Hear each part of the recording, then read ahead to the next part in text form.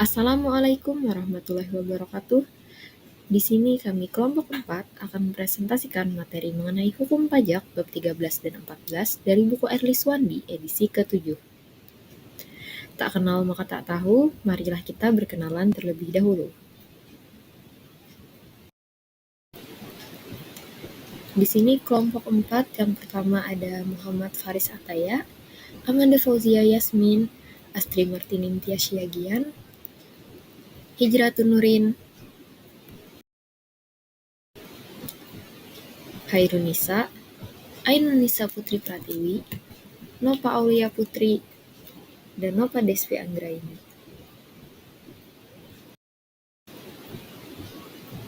Lalu ada Nur Anissa, Yulia Nafisa Salsabila, Ahmad Ridho, Kamil Arkan, dan yang terakhir ada Arya Rizky Haidir.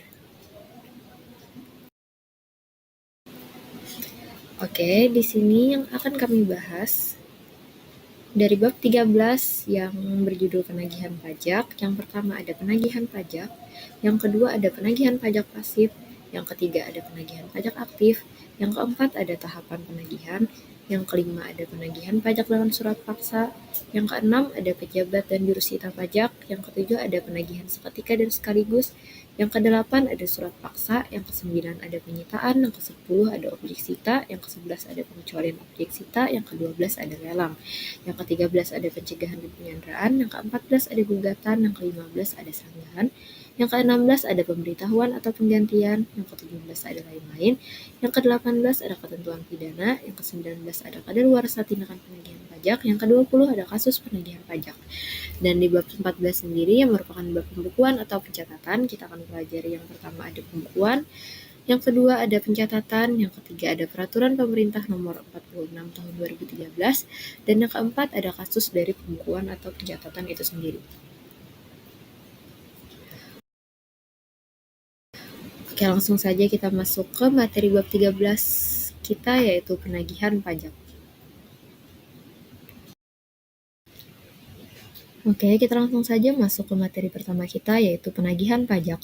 Penagihan pajak dapat dikelompokkan menjadi dua, yaitu penagihan pasif dan penagihan aktif.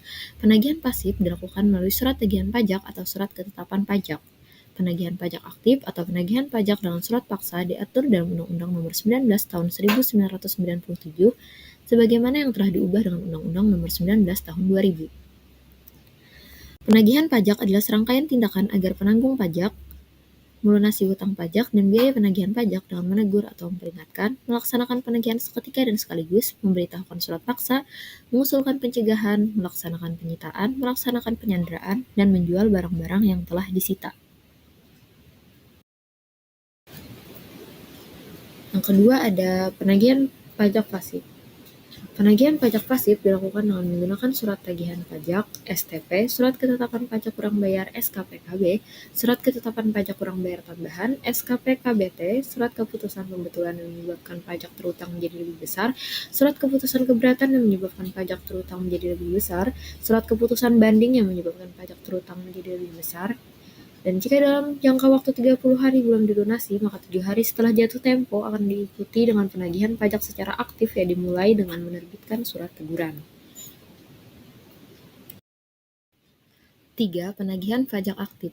Penagihan pajak aktif merupakan kelanjutan dari penagihan pajak pasif, di mana dalam upaya penagihan ini Fiskus berperan aktif dalam arti tidak hanya mengirim surat tagihan atau surat ketetapan pajak, tetapi akan diikuti dengan tindakan sita dan dilanjutkan dengan pelaksanaan lelang. 4 tahapan penagihan yaitu surat teguran, surat paksa, surat sita, dan lelang.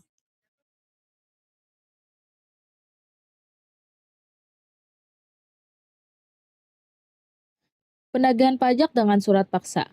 Penanggung pajak adalah orang pribadi atau badan yang bertanggung jawab atas pembayaran pajak, termasuk wakil yang menjalankan hak dan memenuhi kewajiban wajib pajak menurut ketentuan peraturan perundang-undangan perpajakan. Pejabat adalah pejabat yang berwenang mengangkat dan memberhentikan jurusita pajak, menerbitkan surat perintah, penagihan seketika dan sekaligus. Pengumuman lelang, surat penentuan harga limit, pembatalan lelang, surat perintah penyanderaan, dan surat lain yang diperlukan untuk penagihan pajak sehubungan dengan penanggung pajak, tidak melunasi sebagian atau seluruh utang pajak, menurut undang-undang dan peraturan daerah.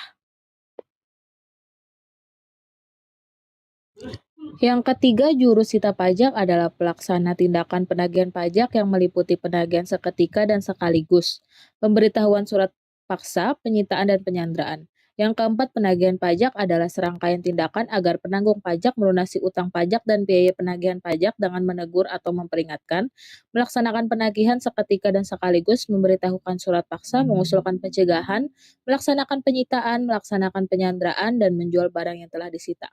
Yang kelima, utang pajak adalah pajak yang masih harus dibayar, termasuk sanksi administrasi berupa bunga, denda, atau kenaikan yang tercantum dalam surat ketetapan pajak atau surat sejenisnya berdasarkan ketentuan peraturan perundang-undangan perpajakan.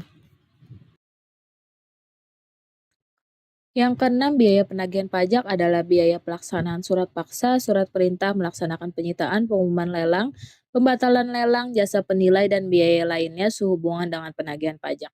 Yang ketujuh, surat paksa adalah surat perintah membayar utang pajak dan biaya penagihan pajak.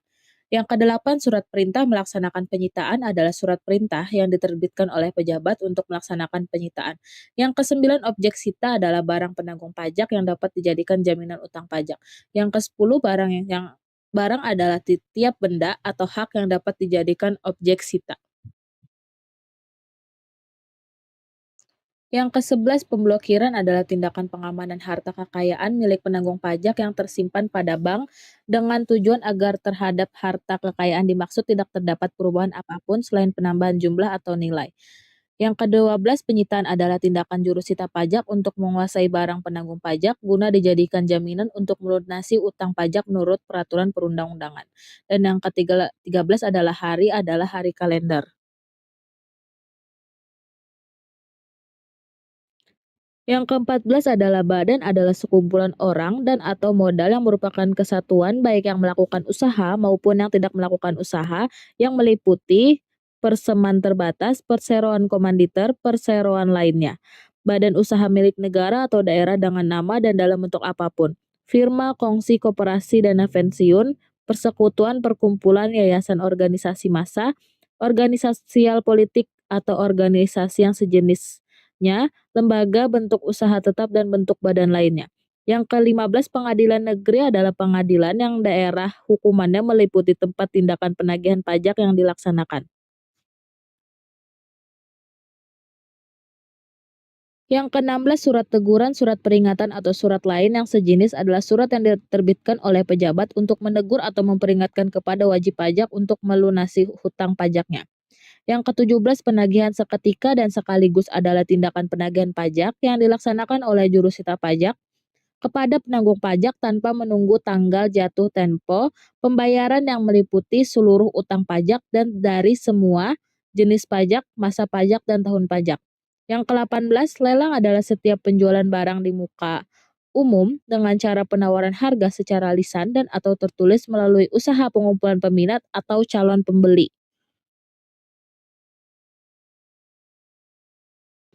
Yang keenam yaitu pejabat dan jurusita pajak.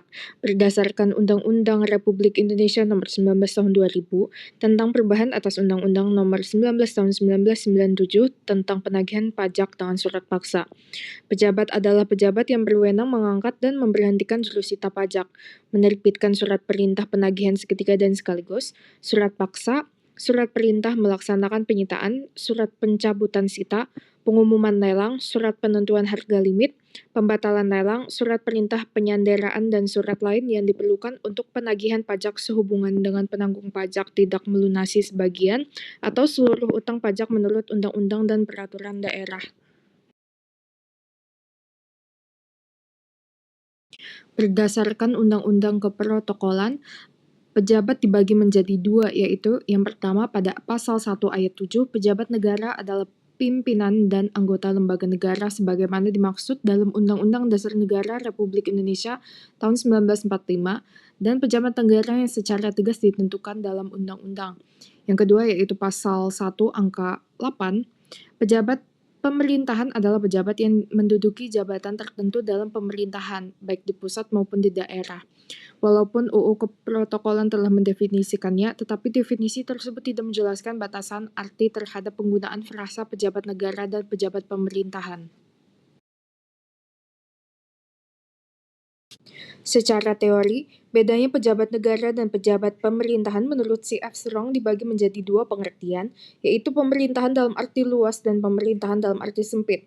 Pemerintahan dalam arti luas berarti secara menyeluruh yang di dalamnya terdiri dari kekuasaan eksekutif, legislatif, dan kekuasaan kehakiman. Hal tersebut berbeda dengan pemerintahan dalam arti sempit yang terbatas pada kekuasaan eksekutif saja.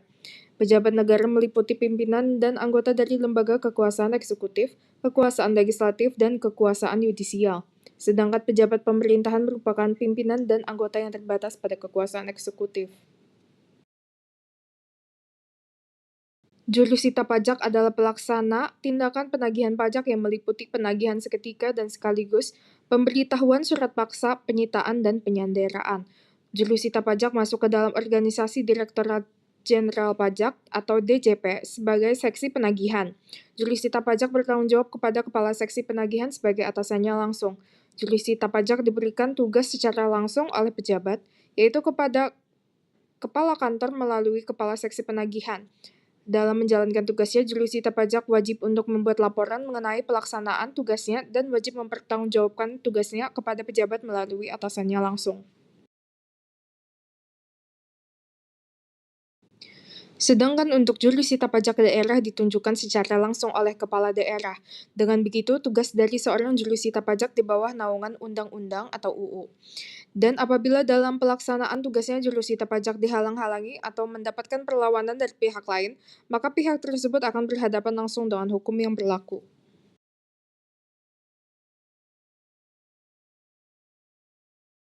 Yang ketujuh yaitu penagihan seketika dan sekaligus.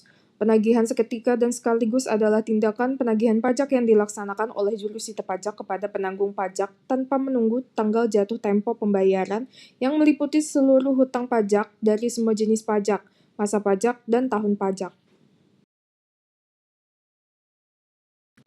Berdasarkan pasal 20 ayat 2 UU KUP, penagihan seketika dan sekaligus dilakukan apabila yang pertama, penanggung pajak akan meninggalkan Indonesia untuk selama-lamanya atau berniat untuk itu. Yang kedua, penanggung pajak memindah tangankan barang yang dimiliki atau yang dikuasai dalam rangka menghentikan atau mengecilkan kegiatan perusahaan atau pekerjaan yang dilakukannya di Indonesia. Yang ketiga, terdapat tanda-tanda bahwa penanggung pajak akan membubarkan badan usaha atau menggabungkan atau memakarkan usaha atau memindah tangankan perusahaan yang dimiliki atau yang dikuasainya atau melakukan perubahan bentuk lainnya.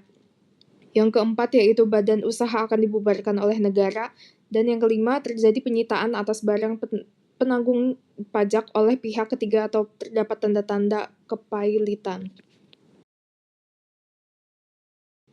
Berdasarkan pasal 9 PMK nomor 189-PMK.03/2020, beberapa ketentuan tentang surat perintah penagihan seketika dan sekaligus yaitu: yang pertama, surat perintah penagihan seketika dan sekaligus dapat diterbitkan ketika sebelum tanggal jatuh tempo pembayaran tanpa didahului surat teguran, sebelum jangka waktu 21 hari sejak surat teguran disampaikan, dan sebelum penerbitan surat paksa. Yang kedua yaitu surat perintah penagihan seketika dan sekaligus berisi nama wajib pajak atau nama wajib pajak dan penanggung pajak, besarnya hutang pajak, perintah untuk membayar, dan saat pelunasan pajak.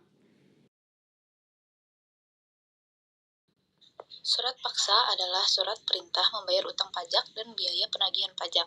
Surat paksa diterbitkan setelah lewat waktu 21 hari terhitung sejak tanggal surat teguran disampaikan.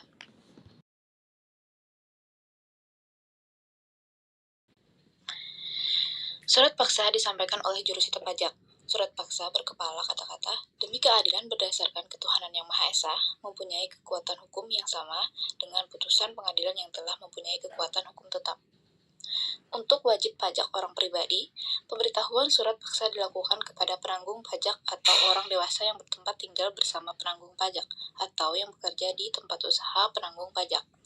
Untuk wajib pajak badan, surat paksa disampaikan kepada penanggung pajak atau pegawai tetap yang meliputi pegawai perusahaan yang membidangi keuangan, pembukuan, perpajakan, personalia, hubungan masyarakat, atau bagian umum, dan bukan pegawai harian di tempat kedudukan atau tempat usaha badan yang bersangkutan. Dalam hal wajib pajak dalam keadaan pilot, surat paksa disampaikan kepada kurator, hakim pengawas, atau balai harta peninggalan.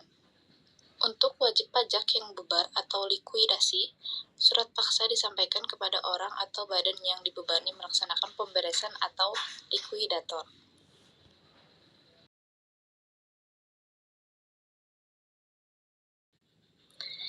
Penyitaan menurut pasal 1 angka 18 Undang-Undang PPSP adalah tindakan yang dilakukan jurusita pajak untuk menguasai barang penanggung pajak guna dijadikan jaminan untuk melunasi hutang pajak menurut peraturan perundang-undangan. Penyitaan pajak dilakukan jika setelah melewati jangka waktu 2 kali 24 jam sejak tanggal surat paksa diberitahukan, penanggung pajak belum juga melunasi utang pajaknya.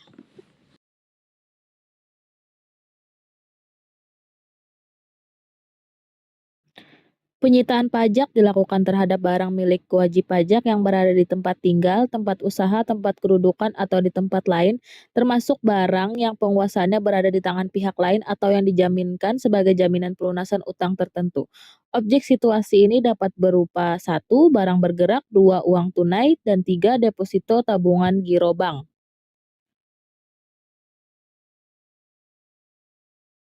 Penyitaan terhadap surat berharga berupa obligasi, saham, dan sejenisnya yang diperdagangkan di bursa efek dilaksanakan sebagai berikut. Yang A. Pemblokiran rekening efek pada kustodian dilakukan berdasarkan permintaan tertulis dari Direktur Jenderal Pajak atau pejabat yang ditunjukkan kepada Ketua Badan Pengawas Pasar Modal dengan menyebutkan nama pemegang rekening atau nomor pemegang rekening sebagai penanggung pajak, sebab dan alasan perlunya pemblokiran tersebut dilakukan. Yang B. Berdasarkan permintaan Direktur Jenderal Pajak atau pejabat yang ditunjuknya sebagaimana dimaksud pada huruf A.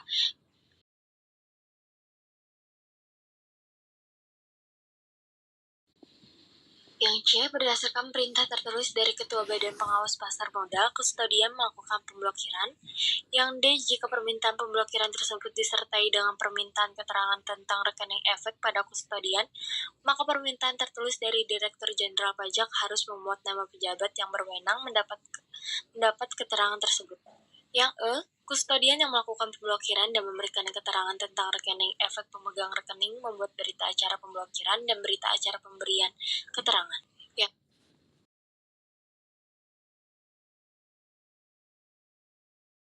Yang F. Berita acara pemblokiran dan berita acara pemberian keterangan tersebut disampaikan kepada Direktur Jenderal Pajak dan salinannya disampaikan kepada Ketua Badan Pengawas Pasar Modal dan pemegang rekening sebagai penanggung pajak. Selambat-lambatnya 2 hari kerja setelah pemblokiran dan pemberian keterangan tersebut. Yang G. Jurusita pajak melaksanakan penyitaan atas efek dan atau dana dalam rekening efek pada kustodian segera setelah menerima berita acara pemblokiran dan berita acara pemberian keterangan. Yang H. Jurusita pajak yang melakukan penyitaan harus membuat berita acara pelaksanaan sita yang ditandatangani oleh jurusita pajak, penanggung pajak, dan saksi-saksi. Yang I. Jika penanggung pajak tidak hadir, berita acara pelaksanaan sita ditandatangani oleh jurusita pajak dan saksi-saksi. J. Berita acara pelaksanaan sita disampaikan kepada penanggung jawab pajak dan salinannya disampaikan kepada Ketua Badan Pengawas Pasar Modal dan Kustodian. Yang K. Pejabat mengajukan permintaan pencabutan pemblokiran terhadap rekening efek penanggung pajak kepada kustodian setelah penanggung pajak melunasi utang pajak dan biaya penagihan pajak. Yang L. Pejabat mengajukan permintaan pencabutan pemblokiran terhadap rekening efek penanggung pajak setelah dikurangi dengan jumlah yang disita apabila utang pajak dan biaya penagihan pajak tidak dilunasi oleh penanggung pajak, sekalipun telah dilakukan pemblokiran. M. Efek yang diperdagangkan di bursa yang telah disita dijual di bursa yang melalui perantara perdagangan efek anggota bursa atas permintaan pejabat.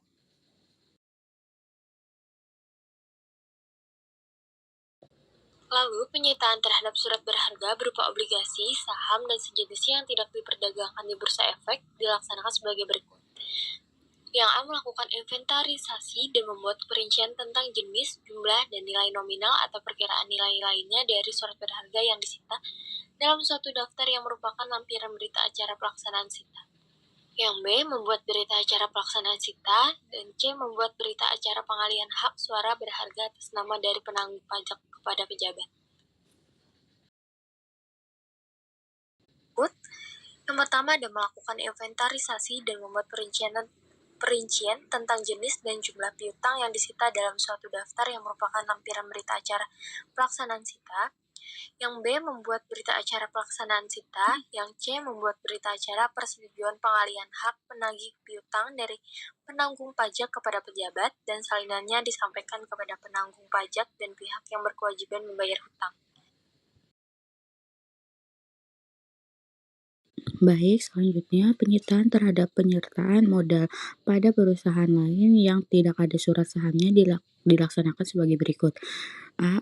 Melakukan inventarisasi dan membuat perincian tentang jumlah penyertaan modal pada perusahaan lain dalam suatu daftar yang merupakan lampiran berita acara pelaksanaan sita. B. Membuat berita acara pelaksanaan sita.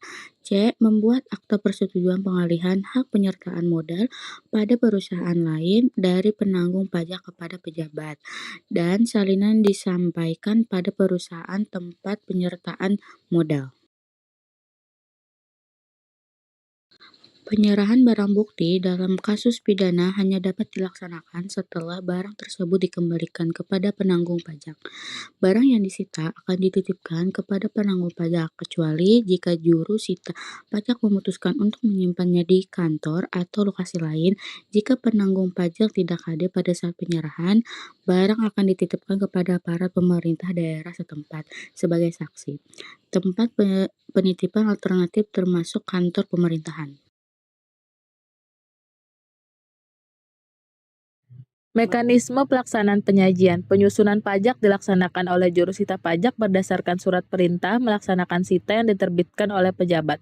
Prosedurnya meliputi memberitahukan surat paksa kepada wajib pajak, melaksanakan penyitaan barang milik wajib pajak, mendistribusikan berita acara pelaksanaan situ yang ditandatangani oleh juru sita pajak, wajib pajak, dan saksi-saksi.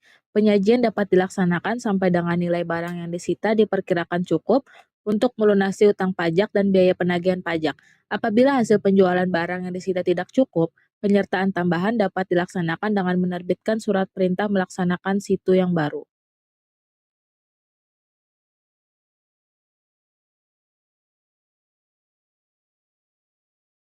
Pengecualian objek sita. Yang pertama, pakaian dan tempat tidur beserta pelengkapannya yang digunakan oleh penanggung pajak dan keluarga yang menjadi tanggungannya. Yang kedua, persediaan makanan dan minuman untuk keperluan 1 bulan beserta peralatan memasak yang berada di rumah. Yang ketiga, perlengkapan penanggung pajak yang bersifat dinas yang diperoleh dari negara. Yang keempat, buku-buku yang bertalian dengan jabatan atau pekerjaan penanggung pajak dan alat-alat yang dipergunakan untuk pendidikan, kebudayaan, dan keilmuan. 5. Peralatan dalam keadaan jalan yang masih digunakan untuk melaksanakan pekerjaan 5 atau usaha sehari-hari dengan jumlah seluruhnya tidak lebih dari Rp20 juta. 6. Peralatan penyandang cacat yang digunakan oleh penanggung pajak dan keluarga yang menjadi tanggungannya. Barang yang telah disita dititipkan kepada penanggung pajak, kecuali apabila menurut juru sita pajak barang dimaksud perlu disimpan di kantor pejabat atau di tempat lainnya. Penyitaan tambahan. Penyitaan tambahan dapat dilakukan jika nilai barang yang disita tidak mencukupi untuk melunasi biaya penagihan dan utang pajak, atau jika hasil lelang barang sitaan tidak cukup. Pencabutan sita terjadi setelah penanggung pajak melunasi utang dan biaya penagihan, atau berdasarkan keputusan pengadilan. Proses ini diatur untuk memastikan bahwa semua utang pajak dapat dilunasi dengan memanfaatkan barang-barang milik penanggung pajak. Pajak mendahului. Pajak mendahului untuk tagihan pajak melebihi segala hak mendahului lainnya, kecuali terhadap satu biaya perkara yang semata-mata disebabkan oleh suatu penghukuman untuk melelang suatu barang bergerak maupun barang yang tidak bergerak. 2. Biaya yang telah dikeluarkan untuk menyelamatkan barang dimaksud. Dan 3. Biaya perkara yang semata-mata disebabkan oleh perlelangan dan penyelesaian suatu warisan. Baik, selanjutnya terhadap barang sitaan penanggung pajak dilarang: 1. Memindahkan hak, menandatangankan, menyewakan, meminjamkan, menyembunyikan, menghilangkan, atau merusak barang yang telah disita. 2. Membebani barang tidak bergerak yang tidak disita dengan hak penanggung untuk pelunasan utang tertentu. 3. Membebani barang bergerak yang telah disita dengan fidusia atau dianggungkan untuk pelunasan utang tertentu, dan 4. Merusak, mencabut, atau menghilangkan segel sita atau salinan berita acara pelaksanaan sita atau segel sita yang telah ditempel pada barang sitaan. Definisi lelang. Lelang adalah proses jual-beli yang mengikuti prosedur tertentu di mana barang dijual secara terbuka kepada publik dengan penawaran harga yang meningkat atau menurun untuk mencapai harga tertinggi. Setelah diumumkan sebelumnya, istilah lelang berasal dari bahasa Latin yaitu auctio yang berarti peningkatan harga secara bertahap. Di Indonesia, lelang mulai diatur sejak 1908 saat masa penjajahan Belanda, dan hingga kini peraturan tersebut masih digunakan sebagai pedoman dalam penyelenggaraan lelang.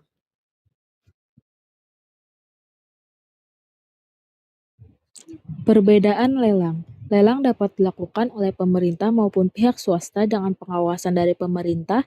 Penyelenggara lelang pemerintah adalah Kantor Pelayanan Kekayaan Negara dan Lelang atau KPKNL. Sedangkan penyelenggara swasta adalah Balai Lelang. Perbedaan utama antara keduanya adalah bahwa Balai Lelang hanya diizinkan untuk melaksanakan lelang sukarela atau non-eksekusi, sementara KPKNL memiliki kewenangan untuk menyelenggarakan semua jenis lelang.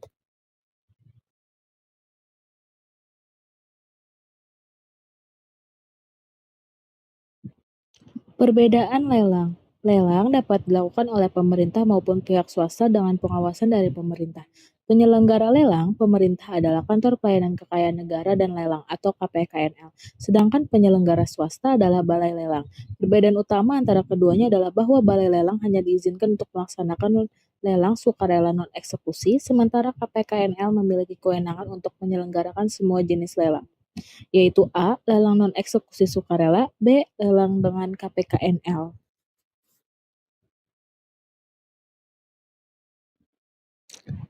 Manfaat lelang. Manfaat lelang terbagi menjadi 3 kategori utama. Yang pertama itu manfaat bagi pemenang lelang, yang kedua manfaat bagi penjual, dan yang ketiga manfaat bagi negara.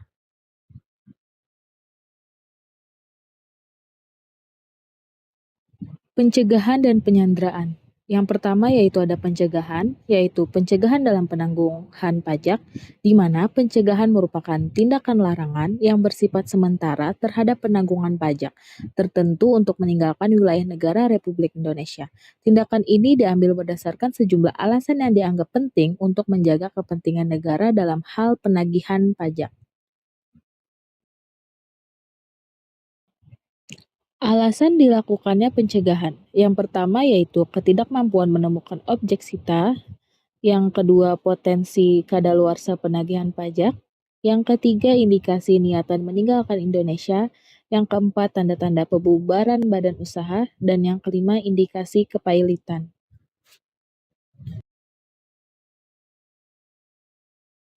Kriteria penanggung pajak yang dikenakan pencegahan.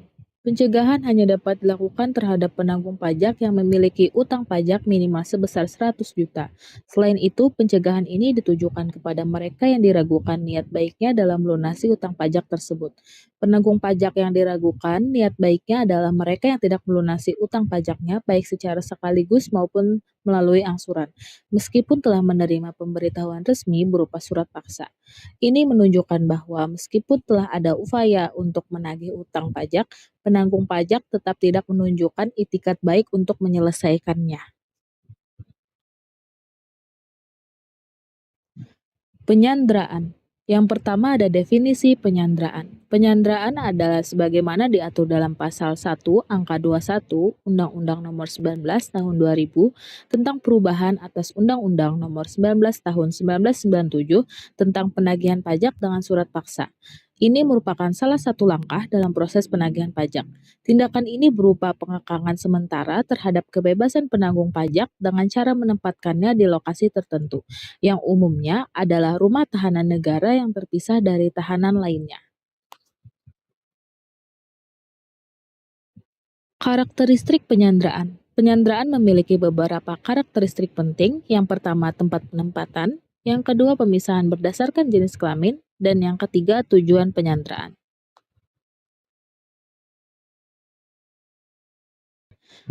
Perbedaan dengan tahanan umum. Meskipun ada kesamaan dalam penghilangan kebebasan, penyanderaan dan tahanan umum memiliki perbedaan yang fundamental. Penyanderaan dilakukan sebagai langkah untuk memastikan bahwa penanggung pajak memenuhi kewajiban perpajakannya, sedangkan tahanan umum merupakan bentuk hukuman atas tindakan melanggar hukum yang lebih umum.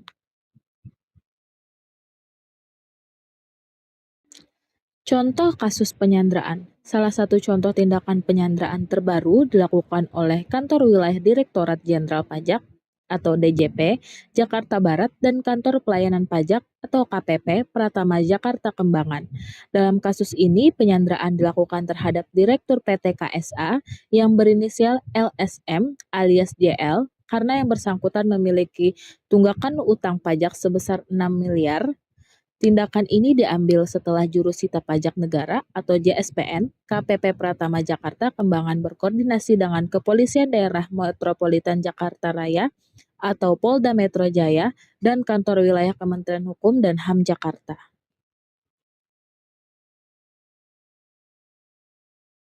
Materi selanjutnya yaitu gugatan. Definisi gugatan pajak ialah hak yang dimiliki oleh WP wajib pajak untuk menantang atau mempermasalahkan tindakan ataupun keputusan penagihan pajak yang dianggap tidak sesuai ataupun bersifat merugikan. Wajib pajak atau WP dapat mengajukan gugatan apabila merasa bahwa tindakan fiskus dalam penagihan pajak melanggar ketentuan hukum ataupun prosedur dan juga regulasi yang berlaku. Kemudian ada objek dalam gugatan pajak. Gugatan pajak dalam penagihan pajak biasanya diajukan terhadap tindakan ataupun keputusan yang sebagai berikut. Yang pertama, ada berupa surat teguran. Yang kedua, surat paksa. Yang ketiga, surat perintah penyitaan. Kemudian ada keputusan penyitaan. Kemudian ada pelaksanaan lelang. WP atau wajib pajak dapat menggugat tindakan-tindakan tersebut apabila tidak sesuai dengan prosedur yang ditetapkan oleh undang-undang atau UU Penagihan Pajak dengan Syarat Paksa atau UU PPSP. Kemudian ada hal-hal yang berkaitan dengan gugatan pajak. Yang pertama, gugatan penanggung pajak ataupun wajib pajak terhadap pelaksanaan surat paksa dan surat perintah melaksanaan penyitaan atau pengumuman lelang hanya dapat diajukan kepada pengadilan pajak. Yang kedua, jika gugatan penanggung pajak atau wajib pajak dikabulkan, penanggung pajak dapat memohon pemulihan nama baik dan ganti rugi kepada pihak terkait. Yang ketiga, besarnya ganti rugi paling banyak sebesar 5 juta rupiah. Yang keempat, perubahan besarnya ganti rugi ditetapkan dengan keputusan menteri atau keputusan kepala daerah setempat. Yang terakhir, gugatan penanggung pajak atau wajib pajak diajukan dalam jangka waktu 14 hari atau 2 minggu sejak surat paksa dan surat perintah melaksanaan penyitaan atau pengumuman lelang dilaksanakan. Kemudian kita masuk kepada bab sanggahan. Definisi sanggahan pajak sendiri adalah bantahan atau keberatan wajib pajak atas tindakan penagihan pajak yang dilakukan oleh fiskus atau otoritas pajak. Sanggahan biasanya diajukan karena wajib pajak merasa ada kesalahan ataupun ketidakadilan dalam proses penagihan, baik dari segi administrasi, prosedur, maupun substansi pajak yang ditagih. Hak-hak wajib pajak dalam mengajukan sanggahan. Yang pertama ada hak untuk mendapatkan penjelasan. WP berhak meminta penjelasan lebih lanjut dari Fiskus atau otoritas pajak mengenai alasan dilakukannya tindakan penagihan dan dasar hukum yang digunakan. Yang kedua, hak atas perlindungan hukum. Selama proses sanggahan, wajib pajak memiliki hak untuk mendapatkan perlindungan hukum, terutama jika tindakan penagihan dianggap tidak sah ataupun bersifat merugikan. Yang ketiga, hak untuk menghentikan penagihan sementara. Dalam kasus-kasus tertentu, pengajuan sanggahan bisa menyebabkan tindakan penagihan dihentikan sementara hingga ada keputusan atas sanggahan tersebut. Kemudian ada hal-hal yang berkaitan dengan sanggahan pajak. Yang pertama, sanggahan pihak ketiga terhadap kepemilikan barang yang disita hanya dapat diajukan ke pengadilan negeri ataupun PN. Yang kedua, PN yang menerima surat sanggahan memberitahukan secara tertulis kepada pejabat ataupun pihak terkait.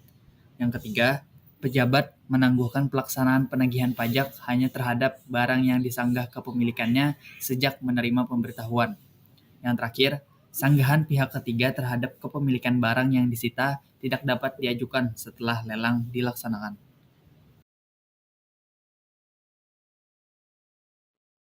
Yang ke-16 ada pembetulan atau penggantian. Hal-hal yang berkaitan dengan pembetulan dan penggantian adalah sebagai berikut. Yang pertama, penanggung pajak dapat mengajukan permohonan pembetulan atau penggantian kepada pejabat terhadap surat teguran atau surat peringatan atau surat yang lain yang sejenis, surat perintah penagihan seketika dan sekaligus, surat paksa, surat perintah melaksanakan penyitaan, surat perintah penyanderaan, pengumuman lelang, dan penentuan harga limit yang dalam penerbitannya terdapat kesalahan atau kekeliruan. Yang kedua, pejabat dalam jangka waktu paling lama 7 hari sejak tanggal diterima permohonan harus memberi keputusan atas permohonan yang diajukan. Yang ketiga, apabila dalam jangka waktu yang sudah ditetapkan, pejabat tidak memberikan keputusan, permohonan penanggung pajak dianggap dikabulkan dan penagihan ditunda untuk sementara waktu.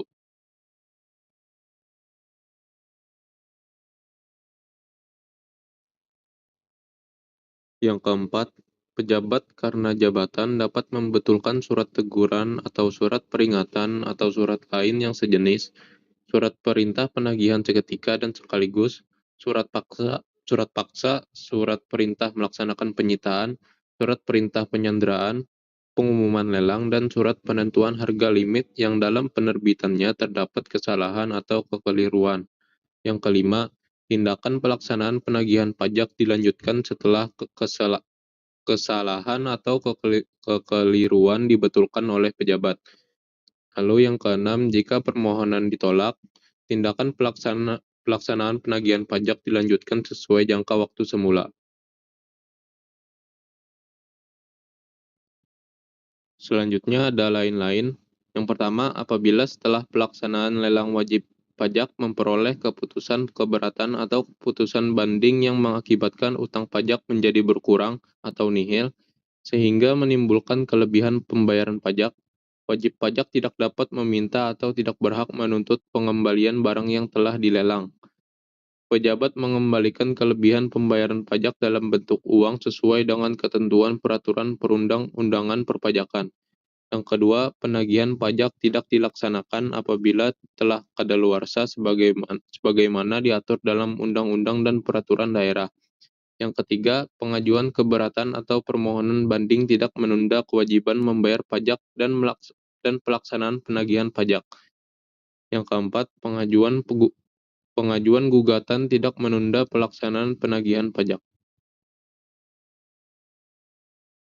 Ketentuan pidana. Pemindahan dan penghilangan barang sitaan, penanggung pajak yang memindahkan, menyewakan atau merusak barang yang telah disita dapat dipidana penjara antara 6 bulan hingga 4 tahun, serta denda paling sedikit yaitu Rp1.500.000 hingga Rp12.000.000. Kewajiban pihak terkait, pihak yang tidak melaksanakan tugas untuk mengalihkan atau menjual barang sitaan, sesuai UU PPSP pasal 25 ayat 3 huruf BCDE, dipidana penjara antara 1 minggu hingga 4 bulan 2 minggu dengan denda paling sedikit Rp500.000 hingga Rp10.000.000. Yang ketiga, menghalangi tindakan hukum. Setiap orang yang sengaja tidak mematuhi perintah atau menghalangi tindakan jurusita pajak dipidana penjara paling singkat 1 minggu dan paling lama 4 bulan 2 minggu. Serta denda paling sedikit yaitu Rp500.000 hingga Rp10.000.000.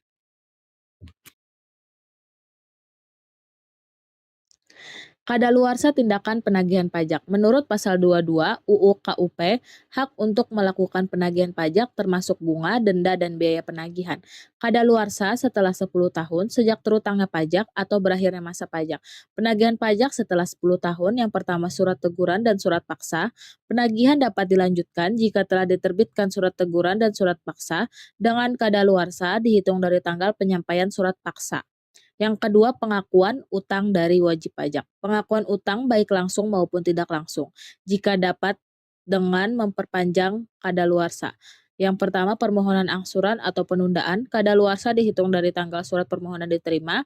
Yang kedua, permohonan keberatan. Kadaluarsa dihitung dari tanggal surat keberatan diterima. Yang ketiga, pembayaran sebagian utang pajak, yaitu kadaluarsa dihitung dari tanggal pembayaran sebagian utang dilakukan.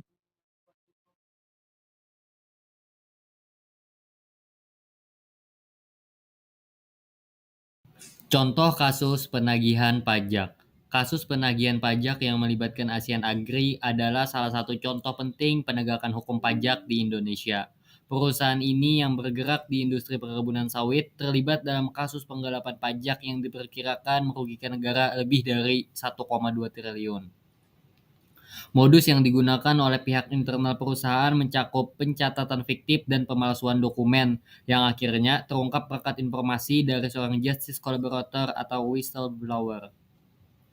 Dalam proses hukum, ASEAN Agri terbukti bersalah dan dikenakan denda pajak yang signifikan. Selain sanksi finansial, hukuman juga dijatuhkan pada beberapa pihak terkait yang terlibat langsung dalam manipulasi pajak ini.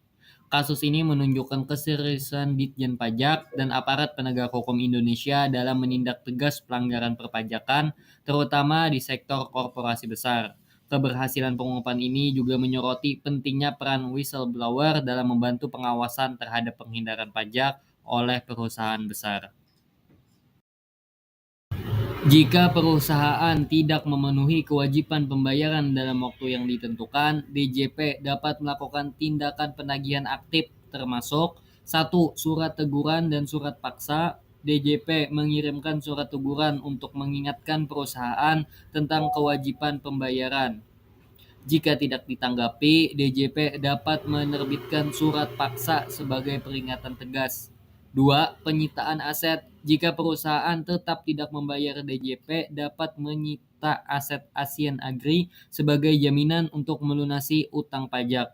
3. Pelelangan aset. Sebagai upaya terakhir, DJP dapat melelang aset yang disita untuk menutupi tunggakan pajak. Proses ini menggambarkan ketegasan pemerintah dalam menindak pelanggaran pajak, khususnya terhadap perusahaan besar yang melakukan penggelapan pajak. Selanjutnya, kita memasuki bab ke-14, yaitu pembukuan dan pencatatan. Memasuki materi yang pertama, yaitu pembukuan. Pembukuan adalah pencatatan yang dilakukan secara kronologis dan sistematis mengenai transaksi keuangan. Berdasarkan aturan perpajakan di Indonesia, wajib pajak badan serta wajib pajak orang pribadi yang menjalankan usaha atau pekerjaan bebas diwajibkan melakukan pembukuan. Pembukuan ini meliputi segala hal yang berkaitan dengan kegiatan ekonomi mereka, baik pemasukan, pengeluaran, pembelian aset, maupun pinjaman. Tujuan pembukuan dalam perpajakan. Pembukuan bertujuan untuk memberikan informasi yang akurat mengenai posisi keuangan wajib pajak.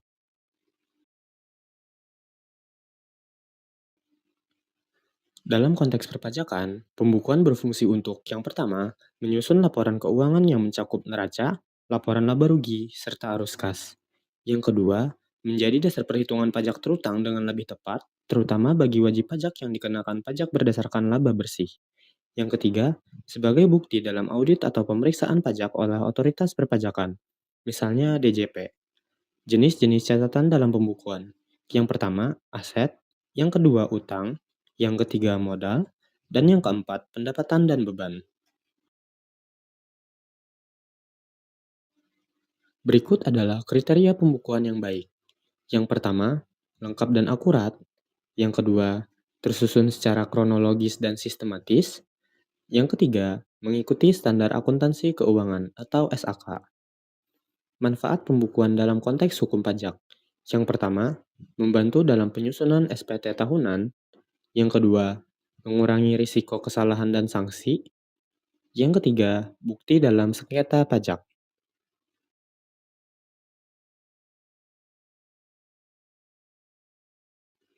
Materi selanjutnya yaitu pencatatan. Pencatatan adalah proses mencatat pendapatan bruto dan pengeluaran terkait usaha atau pekerjaan bebas yang tidak memerlukan rincian sekompleks pembukuan. Pencatatan biasanya dilakukan oleh wajib pajak dengan skala usaha yang kecil atau perorangan yang peredaran brutonya tidak signifikan. Subjek pencatatan terbagi menjadi dua. Yang pertama, wajib pajak orang pribadi.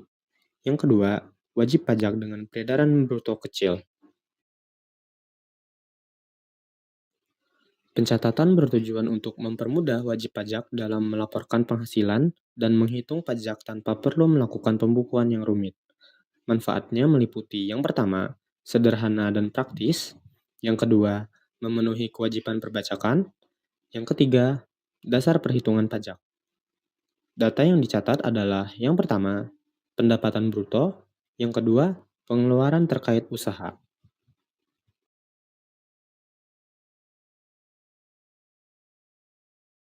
Peraturan Pemerintah Nomor 46 Tahun 2013 membahas tentang pengenaan pajak penghasilan yang bersifat final dan penetapan besaran tarif pajak terhadap penghasilan dari usaha yang diterima atau diperoleh wajib pajak yang memiliki peredaran bruto tertentu.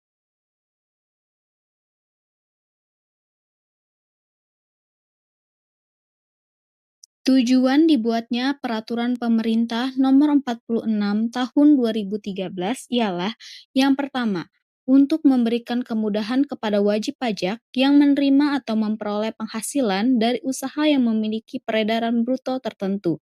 Dan yang kedua, untuk melakukan penghitungan, penyetoran, dan pelaporan pajak penghasilan yang terhutang. Dalam peraturan pemerintah ini terdiri dari 11 pasal dan 19 ayat. Berdasarkan Peraturan Pemerintah Nomor 46 Tahun 2013 membahas apa saja yang dikenai sebagai objek pajak, yaitu yang pertama, penghasilan dari usaha yang diterima atau diperoleh wajib pajak dengan peredaran bruto atau omzet yang tidak melebihi 4,8 M dalam setahun. Yang kedua, peredaran bruto atau omzet merupakan jumlah peredaran bruto semua gerai, counter, ataupun outlet atau sejenisnya, baik pusat maupun cabangnya. Yang ketiga, tarif pajak yang terutang dan harus dibayar adalah 1% dari jumlah peredaran bruto. Dan yang terakhir, usaha dapat meliputi usaha dagang dan jasa, seperti toko, kios, kios kelontong yang menjual pakaian, elektronik, bengkel, penjahit, warung atau rumah makan, salon, dan usaha lainnya.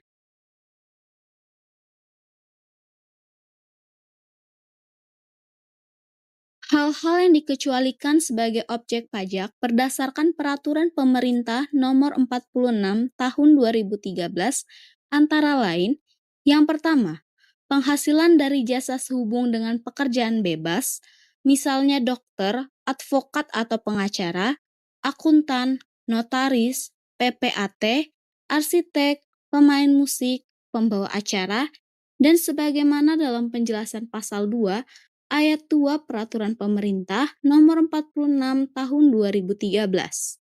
Yang kedua, penghasilan dari usaha dagang dan jasa yang dikenai PPh final, misalnya sewa kamar kos, sewa rumah, jasa konstruksi, PPh usaha migas, dan lain sebagainya yang diatur berdasarkan peraturan pemerintah.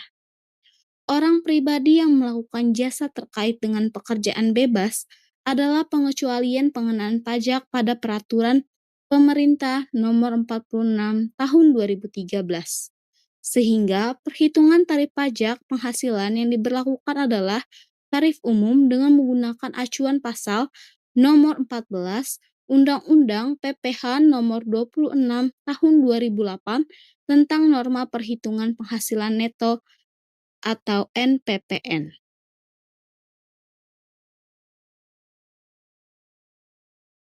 Menurut Peraturan Pemerintah Nomor 46 Tahun 2013, subjek pajak antara lain, yang pertama adalah orang pribadi, yang kedua badan, tidak termasuk bentuk usaha tetap, yang menerima penghasilan dari usaha dengan peredaran bruto atau omzet yang tidak melebihi 4,8 M dalam 1 tahun. Terdapat beberapa hal di mana subjek pajak tidak dikenai pajak atau pengecualian subjek pajak berdasarkan pasal ini. Hal-hal tersebut antara lain, yang pertama, orang pribadi yang melakukan kegiatan perdagangan atau jasa yang menggunakan sarana yang dapat dibongkar pasang dan menggunakan sebagian atau seluruh tempat untuk kepentingan umum. Yang kedua, badan yang belum beroperasi secara komersial atau dalam jangka waktu 1 tahun setelah beroperasi secara komersial memperoleh peredaran bruto melebihi 4,8 M. Dan yang terakhir adalah orang pribadi atau badan yang dimaksud di atas, meskipun tidak dikenai Peraturan Pemerintah Nomor 46 Tahun 2013, mereka wajib melaksanakan ketentuan sesuai dengan Undang-Undang KUP maupun Undang-Undang PPh secara umum.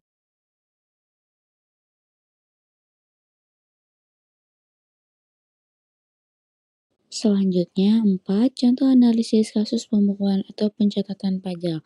Terpidana pencucian uang di PT Asian Agri Group, Ventisius Amin Susanto menjadi saksi dalam kasus penggelapan pajak dengan terdakwa manajer pajak Asian Agri, Suwirlaut. Sesuai persidangan yang telah dilakukan, terungkap pengakuan bahwa PT Asian Agri Group bahwa setiap tahunnya selalu melaksanakan pertemuan perencanaan untuk menghemat pembayaran pajak yang harus dibayarkan. Sesuai dengan pertemuan yang telah dilakukan, Asian Agri menghemat pembayaran hampir 70 juta dolar per tahun. Manipulasi juga dilakukan dengan cara membuat laporan keuangan selalu terlihat kurang, mendapat untung, sehingga pajak yang dibayar akan semakin sedikit. Suwirlaut didakwa telah membuat laporan yang keliru tentang SPT perusahaan sehingga menimbulkan potensi kerugian negara dari penerimaan pajak senilai 1,259 triliun. Oke, sekarang kita akan memasuki sesi tanya dan jawab. Kesimpulan bab 13. Bab 13 membahas proses penagihan pajak yang terdiri penagihan pasif melalui dokumen seperti STP atau SKPKB dan penagihan aktif yang melibatkan surat teguran, surat paksa, penyitaan hingga pelelangan. Tahapan penagihan dimulai dari surat teguran, dilanjutkan surat paksa, penyitaan barang dan lelang jika utang pajak tetap tidak dilunasi. Pencegahan dan penyanderaan juga dilakukan untuk memastikan pembayaran. Barang sitaan meliputi barang bergerak dan tidak bergerak. Dengan penagihan pajak memiliki hak mendahulu atas tagihan lain. Pelanggaran seperti memindahkan barang sitaan dapat dikenakan sanksi pidana hingga 4 tahun penjara dan denda maksimal 12 juta. Kesimpulan dari bab 14. Bab 14 menjelaskan pentingnya pembukuan dan pencatatan pajak. Pembukuan diwajibkan bagi usaha besar untuk mencatat transaksi keuangan secara rinci, sedangkan pencatatan berlaku bagi usaha kecil dengan administrasi sederhana dengan Peraturan Pemerintah Nomor 46 Tahun 2013. Menetapkan pajak final 1% untuk usaha dengan omset tahunan hingga 4,8 miliar. Manfaat pembukuan dan pencatatan meliputi kemudahan pelaporan, pengurangan risiko sanksi, dan bukti dalam sengketa pajak. Kasus Asian Agri menunjukkan bagaimana manipulasi pajak dapat menyebabkan kerugian negara yang besar. Nah, sekian presentasi dari kami pada hari ini. Saya selaku moderator mengucapkan terima kasih banyak bagi yang sudah mendengarkan. Saya akan menutup presentasi kami pada hari ini dengan menggunakan sebuah pantun. Kalau ada sumur di ladang, boleh kita menumpang mandi. Kalau ada umur panjang, boleh kita bertemu lagi. Salah hilapnya saya ucapkan mohon maaf. Wassalamualaikum warahmatullahi wabarakatuh.